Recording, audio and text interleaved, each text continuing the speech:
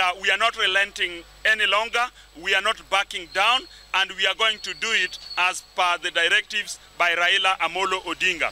We know that demonstration is as something that is enshrined in the Kenyan Constitution under Article 37 of the Constitution. Therefore, nobody, I say nobody, is ever nobody is above the Constitution. Whatever the Constitution dictates, that is what we need to do as a people.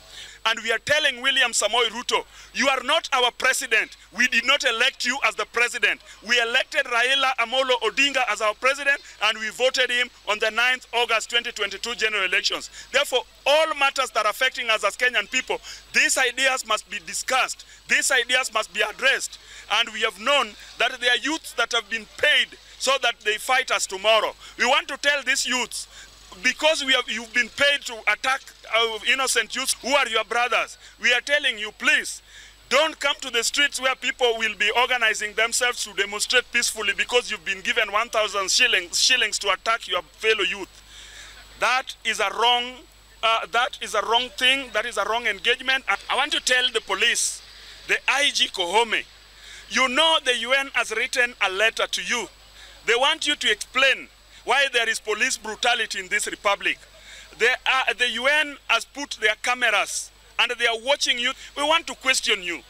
Are you God who dictates what life is all about? It is only God who knows when somebody can die. It is only God who knows when your life can end.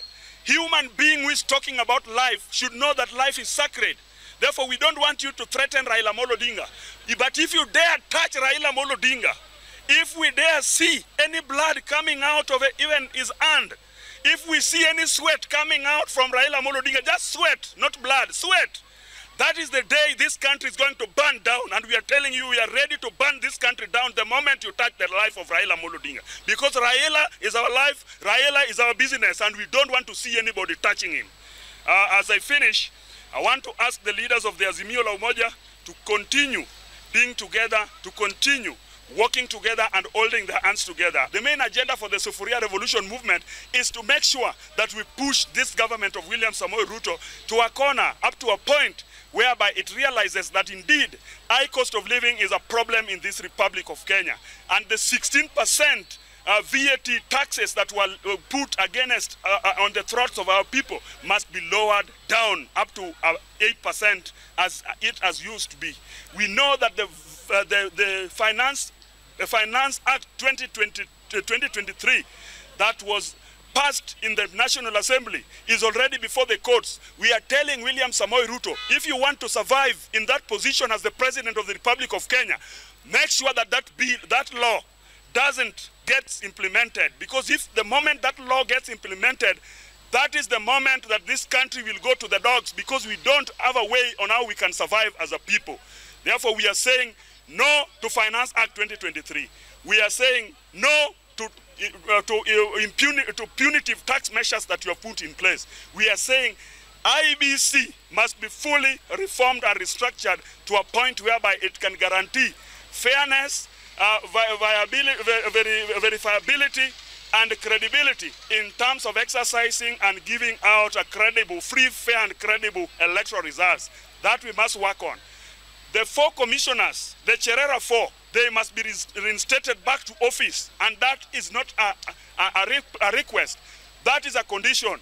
They must be reinstated back to office because we simply believe they did not commit any offense that warrants them to be out of the office. And lastly, IBC servers must be opened, because for us to believe that elections were won very fairly, for us to believe in the leadership of William Samoei Ruto, he must convince the Republic of Kenya by telling the IBC as a system and the Secretariat to open the servers. Why is he so reluctant about this opening of the server? Why is he so rigid about the opening of the servers? It means to us that he did not win. That is why he doesn't want to open the servers. Every moment and time when we talk about servers, then he doesn't want that conversation to proceed on, simply because he knows very well that he did not win.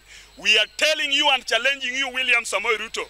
You are not the first person in that position.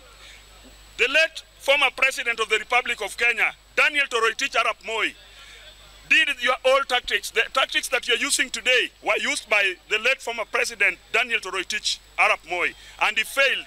He tried to attack Raila, he arrested Raila, he frustrated Raila, but later on, Raila became much stronger than he was at the time by the time he was still alive. These were the same characters that were used by the late president, Emilio Mwai Kibaki. Mwai Kibaki failed and decided to call Raila Amolo Odinga to a conversation. Later on, they made a truce, and this country moved forward, and the economy of this country was resurrected, and things revived, and things came to its normalcy. The very way Uhuru Muigai Kenyatta tried to deal with Raila Amolo Odinga with all tactics, he failed. He decided to call Raila Amolo Odinga to the famous handshake. This country moved forward, and we can all say all the good things that happened courtesy of the handshake. William Samoei Ruto, you cannot survive minus Raila Amolo Odinga. You must agree to terms and sit down with Raila Amolo Odinga and you discuss how these issues can be put forward so that this country, Kenya, can move to a better place. Without that, I'm telling you, you will go down in history as a first-term president who did not even try to unite Kenyans, but instead tried to make Kenyans to be apart. And that is when you shall be going home, and your going home will end very bad. Because the ICC commission, ICC prosecutor has already arrived in this Republic of Kenya. And that I add as I finish. Just recently, there was some serious fracas and mayhem at Sondu. As the president of this republic, it is very ironical that you decided to travel all the way from Nairobi just to come to Kanyipir, just to eat mchele and to drink some sodas, and you did not even talk about the matter which was at hand. You did not even criticize it. You did not even give orders to your interior CS. You did not even order the PS for interior so that they make stronger investigations onto the matter and to bring the perpetrators to book. That we are telling you, you are a tribal leader. The criminal activities that were conducted around Sondu, you are a part of them. And on that